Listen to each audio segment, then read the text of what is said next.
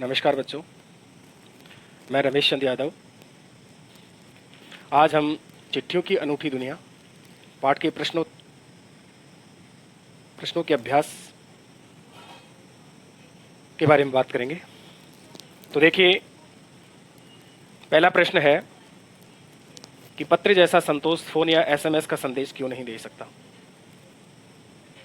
बच्चों, पत्र जैसा संतोष फोन या एसएमएस का संदेश नहीं दे सकता है क्योंकि आप सब जानते हैं कि फ़ोन या एसएमएस के द्वारा जो संदेश हम भेजते हैं वो संक्षिप्त होता है। उसमें अपने मन के जो भाव हैं उनको हम प्रकट नहीं कर पाते हैं, या कह सकते हैं कि खुलकर प्रकट नहीं कर पाते हैं, जबकि पत्रों में हम अपने मन के जो भाव हैं उनको खुलकर व्यक्त कर सकते हैं। और ये जो क्षमता है वो फ़ोन या एसएमएस के द्वारा दिए गए संदेशों में नहीं होती है, और यही कारण है कि पत्र जैसा संतोष फ़ोन या एसएमएस का संदेश नहीं दे सकता है। प्रश्न नंबर 2, पत्र को खत, कागज, उत्तरम, जाबू, लेख, कड़िद, पाती, चिट्ठी इत्यादि कहा जाता है। इन शब्दों से संबंधित भाषाओं के नाम आपको लिखने हैं। तो पत्र को उर्दू में खत कहा जाता है, कन्नड़ में कागज कहा जाता है, तेलुगु में उत्तरम, जाबू, लेख, और तमिल में कड़िद, हिंदी में चिट्ठी, पाती, और संस्कृत में पत्र कहा जाता है। ये पत्र को विविध भाषाओं में जो नाम दिए गए हैं वो इस प्रकार से हैं, आप लोग याद कर ही लेंगे। प्रश्न नंबर 3 है, पत्र लेखन की कला के विकास के लिए क्या क्या प्रयास हुए हैं, लिखिए। तो पत्र लेखन की कला को विकसित करने के लिए दुनिया के कई देशों द्वारा प्रयास किए गए, जैसे स्कूली पाठ्यक्रम में पत्र लेखन को शामिल करना, और विश्व डाक संघ के द्वारा 16 वर्ष से कम आयु वर्ग के बच्चों के लिए पत्र लेखन प्रतियोगिताएं आयोजित करना। ये कार्यक्रम सन 1972 से शुरू किया गया। क्वेश्चन नंबर 4, पत्र धरोहर हो सकते हैं लेकिन एसएमएस क्यों नहीं। तर्क सहित अपना उत्तर लिखिए। पत्र स्वयं द्वारा लिखे हुए होते हैं और अपने प्रियजन को अधिक संवेदित करते हैं।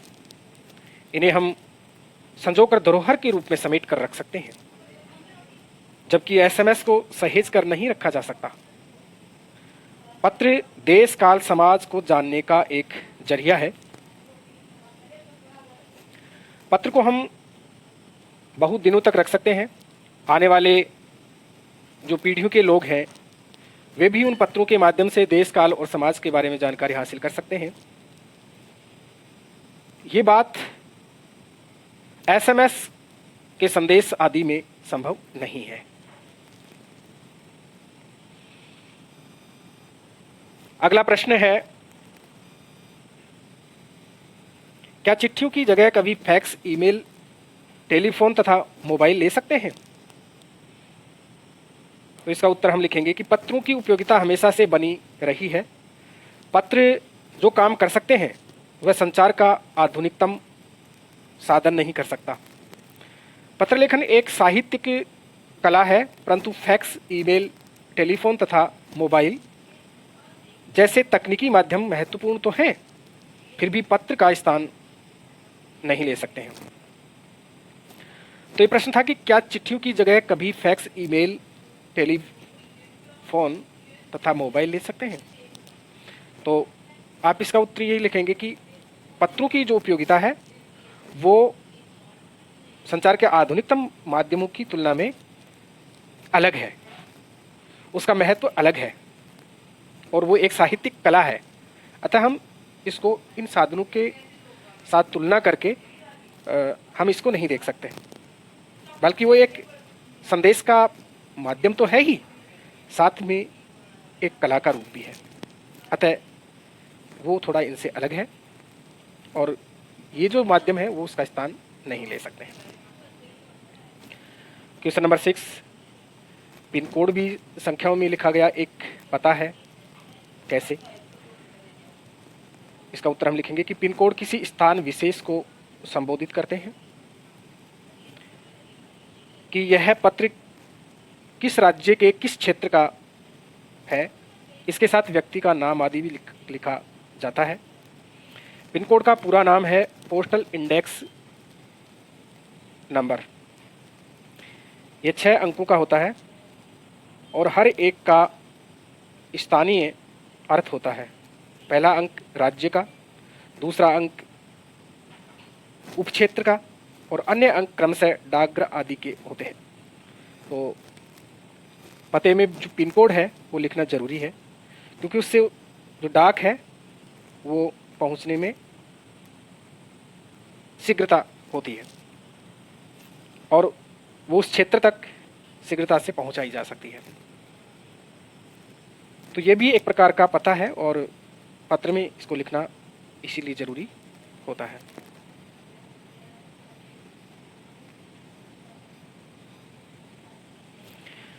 इसके बाद में हम देखते हैं भाषा की बात। बच्चों,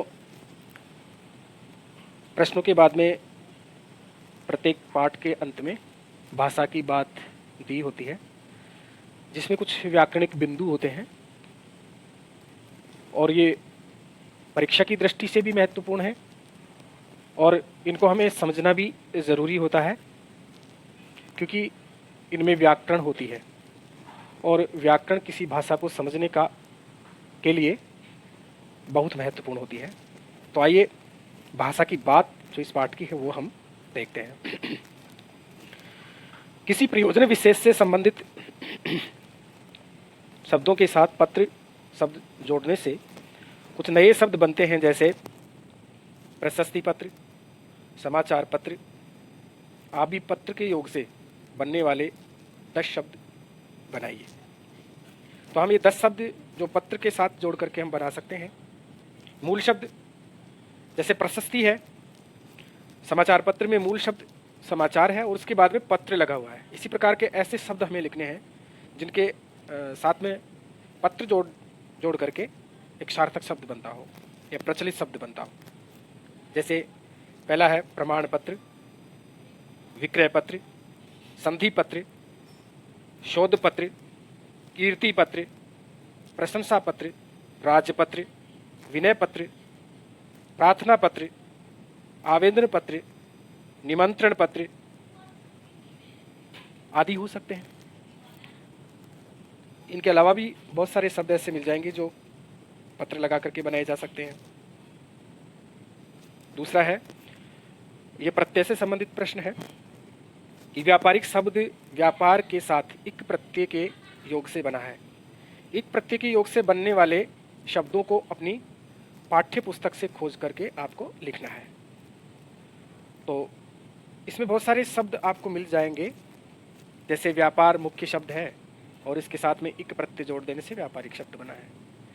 तो बच्चों, आपको यहाँ ये ध्यान रखना है कि प्रत्यय एक ऐसे अव्यय शब्द हैं जो किसी मूल शब्द के साथ या किसी संज्ञा या शब्द के साथ जुड़ करके एक नया शब्द बनाते हैं और उसके अर्थ में परिवर्तन करते हैं। तो यहाँ हम ये शब्द इस प्रकार बना सकते हैं, जैसे ऐतिहासिक, इतिहास में एक प्रत्यय जोड़ेंगे ऐतिहासिक बनेगा। विवाह में एक प्रत्यय जोड़ेंगे वैवाहिक बन जाएगा।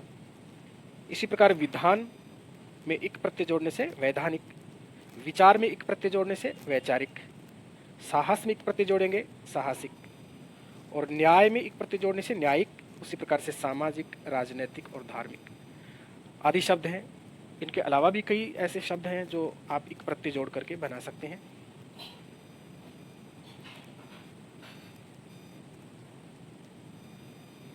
इसके बाद में तीसरा प्रश्न देखिए, दो स्वरों के मेल से होने वाले परिवर्तन को स्वर संधि कहते हैं। जब दो स्वर आपस में मिलकर के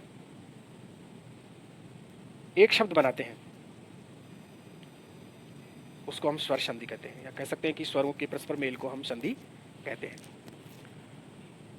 तो बच्चों इसमें आपको ध्यान रखना यह है कि जो स्वर वर्ण हैं उनके पारस्परिक मेल को हम संधि कहते हैं, आप सब जानते हैं इस बात को। लेकिन यहाँ हमें एक संधि इन्होंने यह बताई है, स्वर संधि में भी दीर्घ संधि, क्योंकि आपको पता है कि जो संधि है स्वर संधि उसके मूलतः 4 भेद होते हैं, दीर्घ संधि, गुण संधि, वृद्धि और यण संधि। तो यहाँ पर जो कुछ उदाहरण हैं जो दिए गए हैं वो हैं दीर्घ संधि के।